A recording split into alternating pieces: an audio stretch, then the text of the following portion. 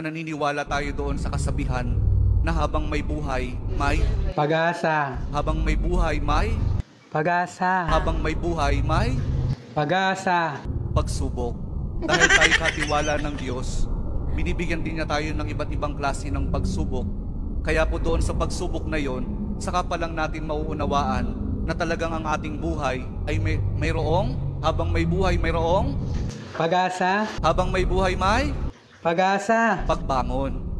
Huwag niyong hayaan na kapag meron kayong pinagdaraan ng pagsubok, ay hindi kayo babangon. Kailangan meron tayong pagsumikap na pagtsatsagaan natin yung ating mga pagsubok na pinagdaraanan. At kapag merong pagsubok at merong pagbangon, saka pa lang natin mauunawaan na talagang ang ating buhay, na habang may buhay, may Pag-asa. habang may buhay, may Pag-asa. pag-ibig. Ang pag-ibig na nagmumula kay Jesus lamang sa ating mahal na pong Jesus Nazareno. Dahil doon, kapag naunawaan natin itong mga bagay na ito, na habang may buhay, may pagsubok, may pagbangon at may pag-ibig na nagmumula lamang kay Jesus, saka pa lang natin mauunawaan at matatanggap na talagang habang may buhay, may ayaw nyo nang sumagot. Pag-asa.